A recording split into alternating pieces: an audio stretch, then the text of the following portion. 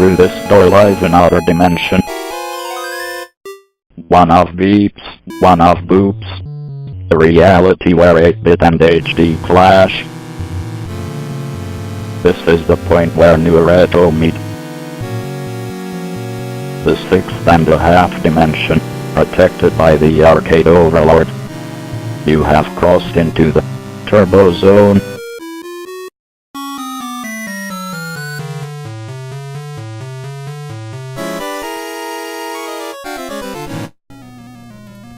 Once upon a time, Bentley Bear was rambling through the woods, daydreaming about poached salmon. He stopped to take a nap in his favorite hollow tree trunk. But when he awoke, he found himself inside a huge castle, glittering with diamonds, emeralds, and pearls. Though Bentley didn't know it at the time, he was trapped in Crystal Castles, home of Berthilda, the witch, and her evil cronies. To escape their spell, he must harvest the gems in the castle before Berthilda and her malicious gang send him into permanent hibernation. That is the story of Crystal Castles, straight out of the 2600 manual.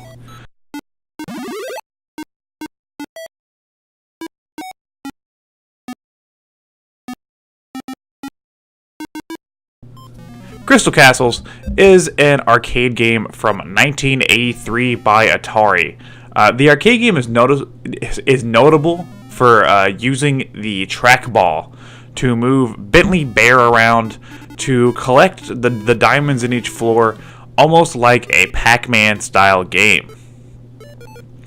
Now, with that said, transitioning over to the 2600 is kind of weird because the 2600 doesn't have a trackball, so you're having to play with the joystick.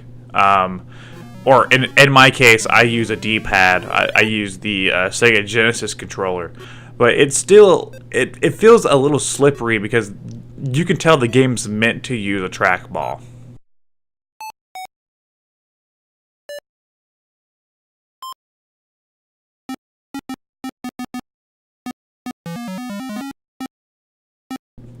Crystal Castles on the 2600 is not a bad port. In fact, I've seen way worse arcade ports.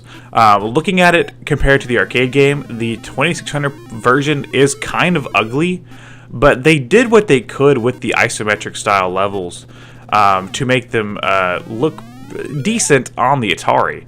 But what matters is the gameplay, and if you can get used to the fact that Bentley Bear is kind of slippery, it is a very, very fun game on the 2600.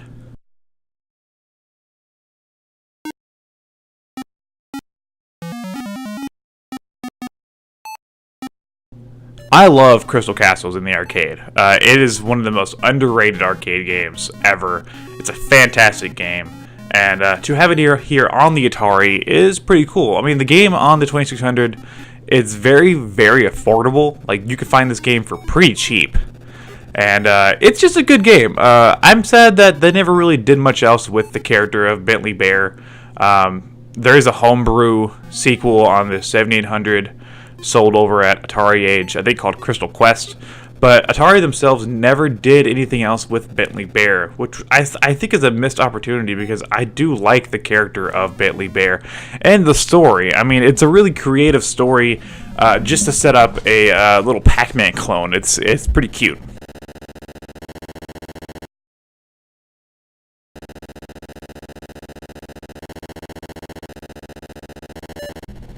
Is this game the best game you've ever played? No. But if you can kind of get past the controls and the bit of difficulty that the game does have, because the game isn't easy. These enemies are going to trap you. They fucking want you dead. If you can get past that and get used to the way the game plays, Crystal Castles is a really enjoyable time.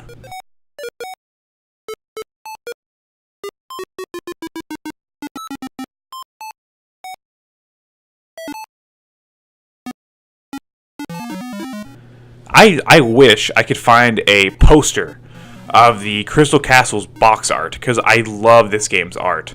This game is one of the most imaginative Atari arcade games, because the rest of them are like asteroids, you're just shooting shit. Missile Command, you're just shooting shit. Centipede, you're just shooting some shit.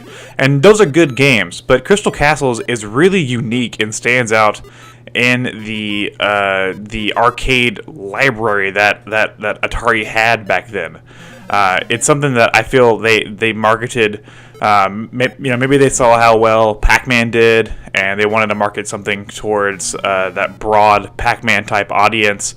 And it's a fairly good game. Is it better than Pac-Man? Hell no. But if you like these kinds of Pac-Man style collectathon games, it's very, very fun. And like I said, playing it here on the 2600 definitely is not bad. This is a good game on the 2600. It'll just take you a little getting used to with these slippery controls.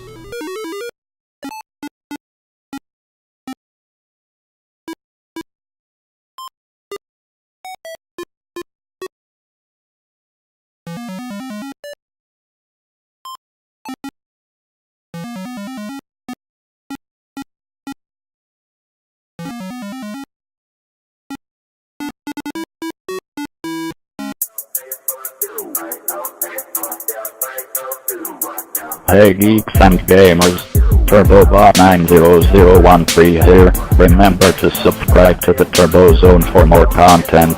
The Arcade Overlord, thank you. Stay retro. Turbo Zone.